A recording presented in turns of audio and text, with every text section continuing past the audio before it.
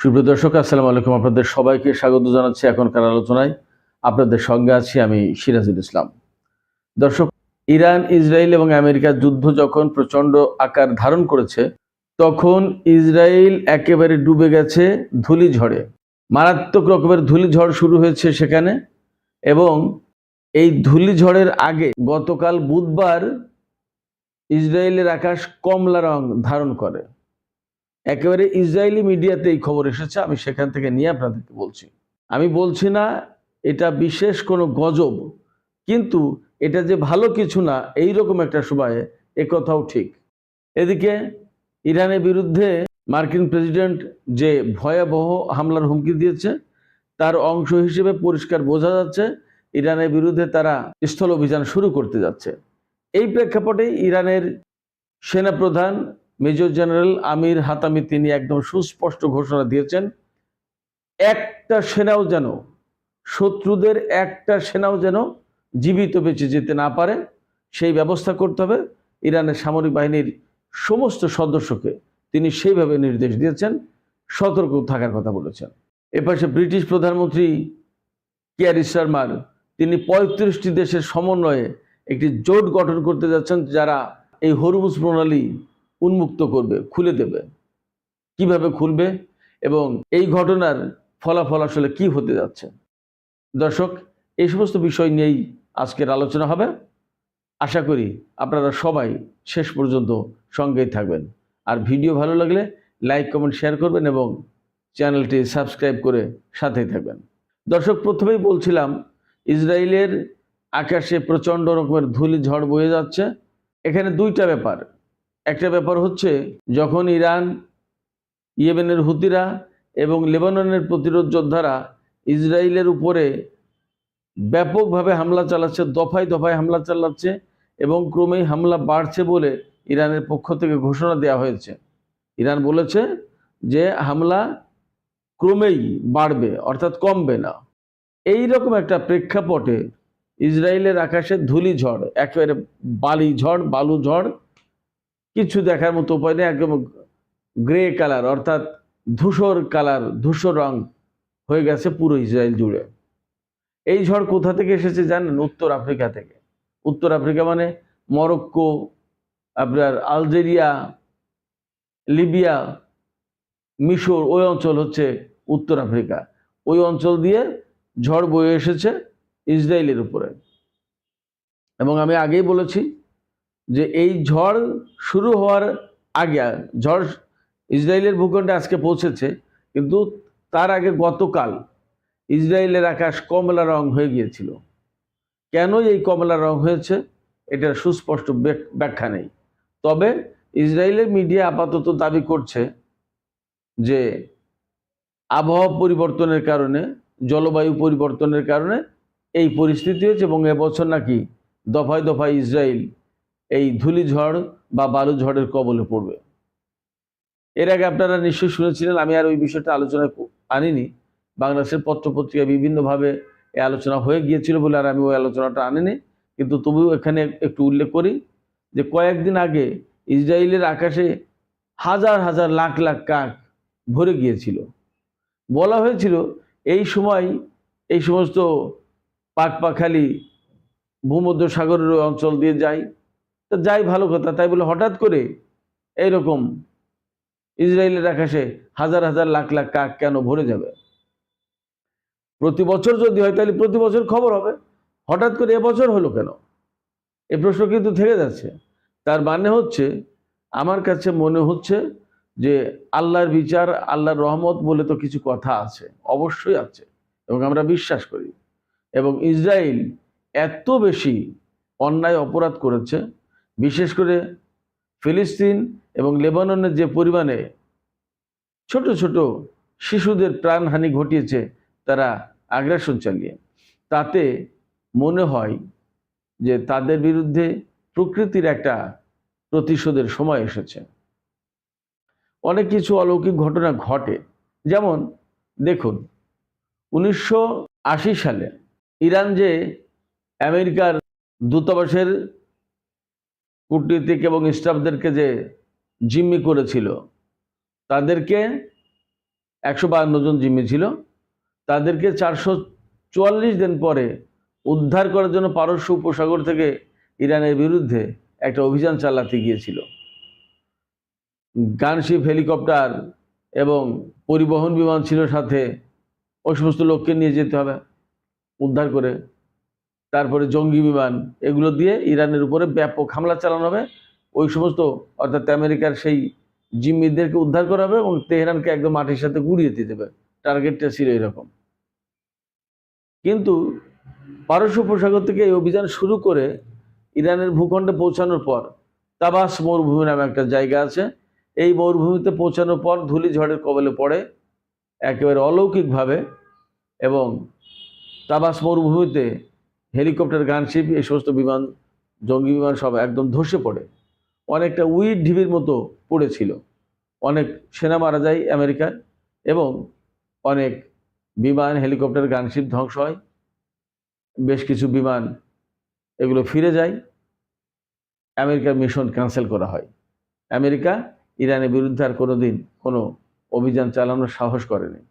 এবার কিন্তু Donald Trump সেই কাজ করেছে, এবং ইসরায়েলের প্রধানমন্ত্রী বেনিয়ামিন নেতানিয়াহুর অনেকটা পরামর্শে, পীড়াপিড়িতে, উস্কানিতে আমরা যাই বলি না কেন, এটা সারা বিশ্ব বলছে, শুধু আমি না। এটা জাস্ট বিশ্লেষণ এবং ইনফরমেশন। তো এই যে অন্যায়, অপরাধ, প্রকৃতি বলি আর আল্লাহ রাব্বুল আলামিন যাকেই বলি না কেন, আসলে এক সময় কিন্তু এর একটা প্রতিশোধ, এর একটা বিচার হয়।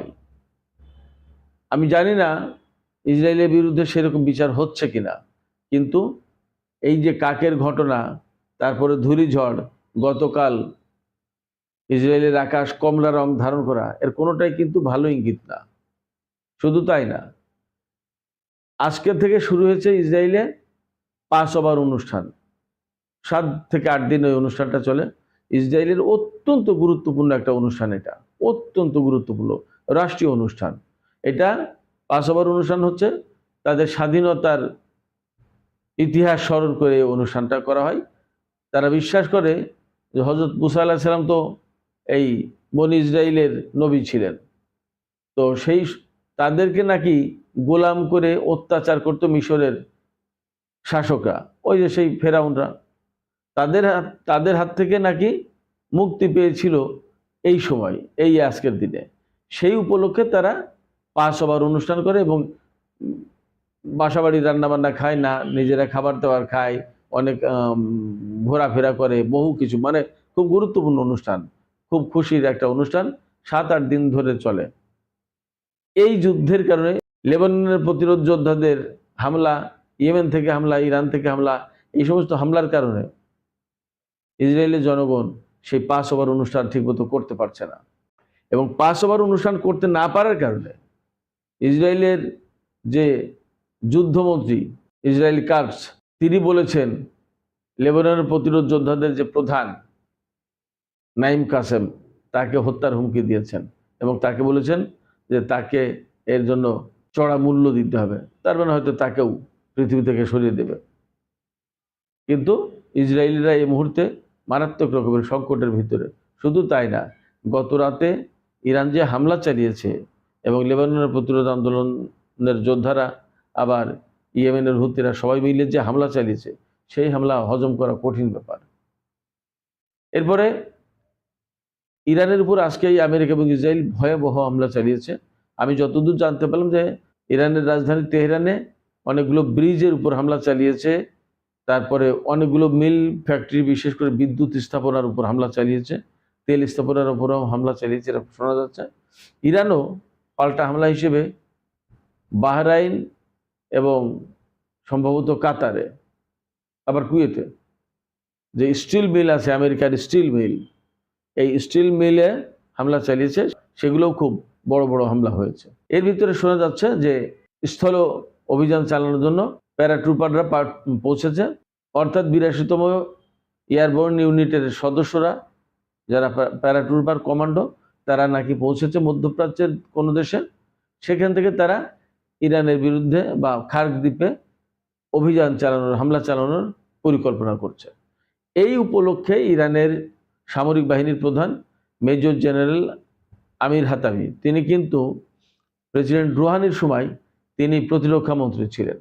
ইরানিদের এটা একটা বিশেষ গুরুত্বপূর্ণ বিষয়, খেয়াল করার মতো বিষয়, যে যিনি একসময় সেনাপ্রধান তিনি দেখা যাচ্ছে যে একসময় প্রতিরক্ষা মন্ত্রী, আবার দেখা যাচ্ছে যে তিনি সেনাপ্রধান হিসেবে দায়িত্ব পালন করছেন। অবশ্যই এই মুহূর্তে ইরানের তো অনেক গুরুত্বপূর্ণ কমান্ডার অনেকেই শহীদ হয়েছেন, যার কারণে আমির হাতামিকে আবার তাকে সেনাপ্রধান করা হয়েছে। তিনি একেবারে কড়া নির্দেশ দিয়েছেন ইরানি সামরিক বাহিনীর যত সদস্য, সেনাবাহিনী, বিমান বাহিনী, নৌবাহিনী, সবাইকে, যে শত্রুরা যদি ইরানের বিরুদ্ধে স্থল অভিযান চালায় তাহলে একটি সেনাও যেন জীবিত যেতে না পারে। আর অর্থাৎ প্রত্যেকটা সেনাকে পৃথিবী থেকে বিদায় দিতে হবে এবং তাদেরকে কফিনে ভরে পাঠিয়ে দিতে হবে।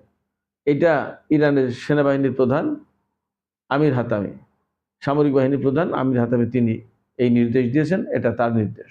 এদিকে ইরানের জাতীয় সংসদের স্পিকার বাকের কলিবফ, তিনি ডোনাল্ড ট্রাম্পকে অন্য একটা হুঁশিয়ারি দিয়েছেন।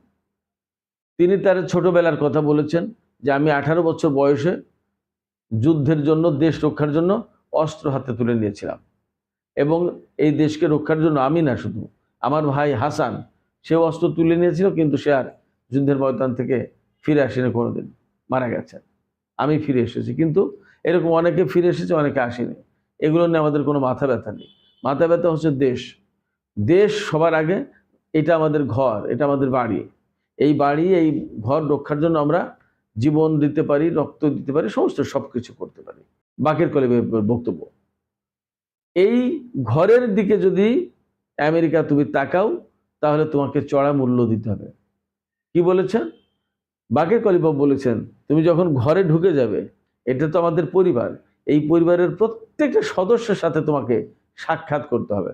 তার মানে এই পরিবারের, অর্থাৎ ইরানের প্রত্যেকটা মানুষ যুদ্ধের জন্য প্রস্তুত এবং তাদেরকে ফেস করতে হবে মার্কিন সেনাদের।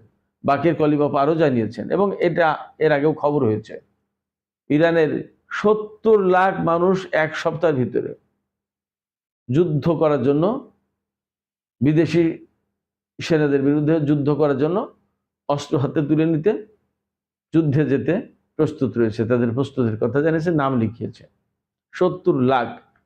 বাসিদের শত 90 লাখ আমি আগেই বলেছি, আর ইরানের সেনাবাহিনী 8-10 লাখ, তা তো বটেই।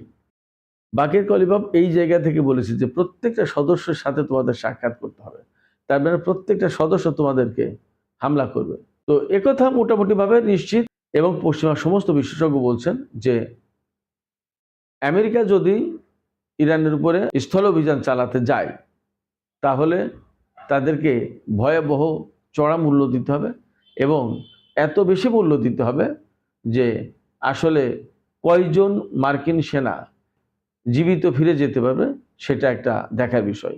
পশ্চিমা সমস্ত বিশেষজ্ঞ বলছেন, সমর বিশেষজ্ঞ, পলিটিক্যাল সায়েন্সের লোক এবং রাজনৈতিক বিশ্লেষক বা আন্তর্জাতিক সম্পর্ক বিশ্লেষক, তারা সবাই বলছেন যে ডোনাল্ড ট্রাম্প মারাত্মক ভুল করবে যদি তারা ইরানে স্থল অভিযান চালাতে যায়, কারণ মার্কিন সেনারা ইরানের ভূখণ্ড থেকে বেঁচে ফিরতে পারবে না। ইরানও সেইটাই আশা করছে, এবং ইরানের পররাষ্ট্র মন্ত্রী থেকে শুরু করে অনেকেই বলেছেন যে আসো, আমরা তোমাদের জন্য অপেক্ষায় আছি। ইরান একটা ছোট্ট ভিডিও বানিয়েছে, এআই ভিডিও দেখলাম, তাতে বলছে হাবিবি কাম টু ইরান। আপনারা যারা জানেন তারা তো জানেন, হাবিবি মানে বন্ধু। আরবিতে আরবরা সবাই বন্ধুকে হাবিবি বলে। তো বলছে যে বন্ধু আসো, ইরানে আসো, একটু মোলাকাত হোক। তার মানে ইরান পরিপূর্ণভাবে প্রস্তুত। এখন দেখার বিষয় তাদের এই প্রস্তুতি ইরানকে কতটা রক্ষা করতে পারে, আর আমেরিকার শত সহস্র বাধাবিঘ্ন উপেক্ষা করে তারা ইরানে স্থল অভিযান শুরু করতে যাচ্ছে, তারা কতটুকু সফল হয়। এর ভিতরে আর একটা ছোট্ট ঘটনা আছে, ছোট না, খুব বড় ঘটনা। সেই বিষয়টা আলোচনা করে আমি এখনকার আলোচনা শেষ করব। সেটা হচ্ছে ব্রিটিশ প্রধানমন্ত্রী কিয়ার স্টারমার, তার নেতৃত্বে 35টা দেশ একটা জোট করতে যাচ্ছে। এই জোট কি করবে? তারা হরমুজ প্রণালী খুলবে। কিভাবে? কূটনৈতিক উপায়ে, মারামারি যুদ্ধ করে না। তারা বলেছে যে আমরা কূটনৈতিক এবং রাজনৈতিক উপায়ে আমরা ইরানের সাথে একটা ব্যবস্থা করার চেষ্টা করব যাতে হরমুজ পল্লী খুলে যায়। হরমুজ পল্লী না খোলার কারণে তো পৃথিবী আসলে অচল হয়ে যাওয়ার কায়দা হয়েছে। তো সেই জায়গা থেকে এখন তারা চেষ্টা করছে ইরানের সাথে মনে হয় কোনো দিন দরবার করবে। আজকেই লন্ডন টাইম দুপুরে বসার কথা 35টা দেশ, এর ভেতরে Canada, Britain, Germany, France, Spain, Italy, এরকম অনেক দেশ থাকবে। দেখা যাক কি হয়। তবে আজকের এই আলোচনা মূলত প্রাথমিক আলোচনা হবে। এরপরে আগামী আরও 2-4 সপ্তাহ হয়তো যাবে আলাপ আলোচনা। একটা বড় ব্যাপার তো, এটা তো হুট করে একটা আলাপ আলোচনা গেলেই যে সমাধান হয়ে যাবে তা তো না। বাট একটা উদ্যোগ নিয়েছে, ব্রিটেন উদ্যোগ নিয়েছে, এবং এখানে একটা পরিষ্কার আমি আজকেও বলি যে এই উদ্যোগ নেওয়ার মানে হচ্ছে যে তারা আনুষ্ঠানিকভাবে একেবারেই আমেরিকাকে বয়কট করলে আমেরিকার সাথে যুদ্ধে তারা যাচ্ছে না, তারা কূটনীতির পথ অবলম্বন করলো। তার মানে এটা কিন্তু আমেরিকার জন্য চরম একটা মেসেজ যে তোমার এই যুদ্ধকে আমরা পছন্দ করলাম না, তোমার যুদ্ধের পক্ষে আমরা নেই, আমরা কূটনৈতিক উপায়ে সমস্যার সমাধানের চেষ্টা করছি। তো সেক্ষেত্রে দেখা যাক কি দাঁড়ায়। ইরান বলেছে যে তারা ওমান এবং ইরান এই 2 দেশ মিলে হরমুজ পল্লী দিয়ে কীভাবে জাহাজ চলাচল করবে তার একটা ফ্রেমওয়ার্ক তৈরি করবে, এবং সেই লক্ষ্যে কাজ চলছে। সম্ভবত যে টোল আদায়ের কথা শোনা যাচ্ছে, এই টোল আদায় ফিক্সড করবে যে কত টোল নেওয়া হবে, কীভাবে নেওয়া হবে, কোন মুদ্রায় নেওয়া হবে, ইত্যাদি ইত্যাদি।